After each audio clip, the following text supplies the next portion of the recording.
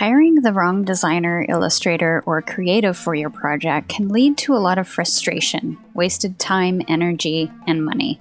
As a designer and illustrator with over 20 years of experience working with a wide range of clients, from passionate startups to established brands, I've seen firsthand what makes a creative collaboration thrive and what causes it to fall flat. In today's episode, I'm sharing how to identify when a creative collaborator is the right fit for your project, what to look for, and how to avoid common mismatches that cost more than they're worth.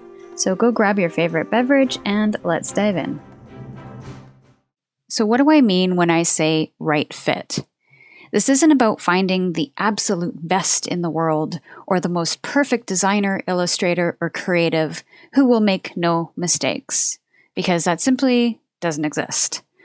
I'm speaking about alignment, finding the best suited creative for you as a business and the project goals. But what the heck does alignment look like, and how can you find it? Well, I have to say it's going to be different for every business, and so you're going to have to start there. Starting within, which is what we do around here, will connect you to what's most important, will provide more clarity on what it is that you need, and all of that information will hopefully save you time and even money. So here are 4 considerations to help you define alignment for your business or project. Know what you value so that you can recognize it in others. Understand your goals, needs, preferences, and boundaries as a business and for the project, as this will help you find partners who can and will support them. And this will also help filter out misaligned collaborators much faster. Identify your must-haves and your non-negotiables. These are things that you're going to not be flexible on or unwilling to compromise.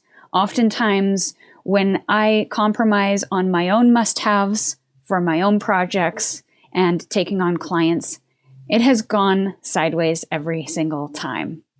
So for some, these non-negotiables might be quick communication or quick responses to messages. Others might want specific industry experience. And finally, outline your nice-to-haves, the things that you can be a little flexible on and that aren't deal breakers. Maybe you're not too concerned about quick communication, just as long as it's clear and detailed. Or maybe you don't want to have weekly meetings unless there's something important to discuss. Having a deep connection to your business and project needs in this way will sharpen your instincts in the search for a creative collaborator, will provide clarity in the process of creation, and will provide you a reference point that will give you tangible items to contrast and compare to at any stage of the game. So once you've defined all that, you can then step out into the world and start doing a search for your creative collaborator. Research design directories, general online searches, and social media to start a collection of collaborators you would love to work with. Get to know this potential collaborator by reading their bios, looking at their portfolios, reading testimonials, and browsing their social media channels so you can get to know them and their voice and personality a little bit better. Is their body of work resonating with you? Do they feel aligned when you look at all the things they have to offer? And are you excited to reach out? Now, I will make one note about crowdsourcing here. I would try to avoid that as your first point of entry when creating something, when wanting to bring your creative project to life. There are some quality issues that come with crowdsourcing just from what I've seen from clients who have hired me to help fix or even redo what crowdsourcing designers and illustrators have done. So just be fair warned that usually when it comes to this kind of work, you get what you pay for. So once you've identified the creatives that you would love to work with, it's time to reach out. Be specific in your inquiries to them and make sure to share as much about your business and the project as possible. And this will give the designer, illustrator, or creative a really good idea of who you are and what you need. If they have the option to do a free discovery call, take it. This will be a great opportunity to get to know each other one-on-one and discuss details in real time. This will give you a feel for who they are, how they work, their process, and overall personality. Chemistry is going to be important here as well. Keep in mind you're going to be spending time, energy, and money with and on this creative collaborator, so you want to ensure that you're feeling comfortable with them and possibly their processes.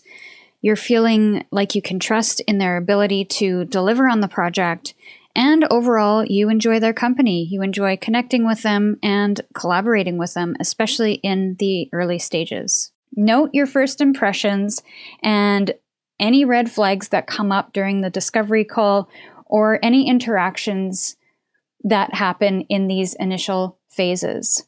Anything that does come up that feels a little off, these could indicate potential challenges during the project.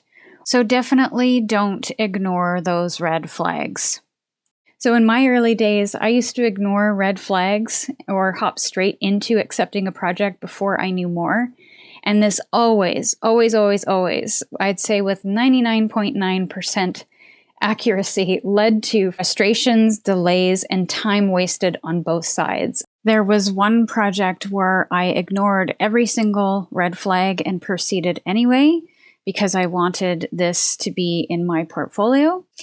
And midway into the project, we both ended up deciding to go our separate ways and canceling the project midway through. It just wasn't working out. It wasn't the right fit for either of us. And we simply weren't making headway with the project in the way that we had hoped. However, if I had listened to the red flags and didn't ignore them, I wouldn't have put myself in that position, nor the client. So it's so important to listen to your intuition and not ignore the must-haves just to work with someone that might be under budget or might have a diversity in skill set. As examples, when you've found the right fit, trust yourself and the decision that you've made. Continue to build a relationship with that creative collaborator and be transparent and communicative throughout the process, especially if things aren't feeling comfortable or you're not getting what you need from this creative collaborator. So I'd love to hear some of your stories in the comments of fits and mismatches. I want to hear how it went and hear what you learned from those experiences.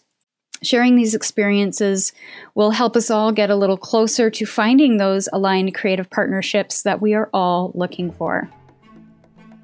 So thank you so much for listening and sharing the space with me today. If you resonated with this episode or have suggestions for future topics, like this video and let me know in the comments section. Everything else you'd like to explore about my services or newsletter can be found in the description box. Until next time, my friend, stay curious and we'll see you in the next episode.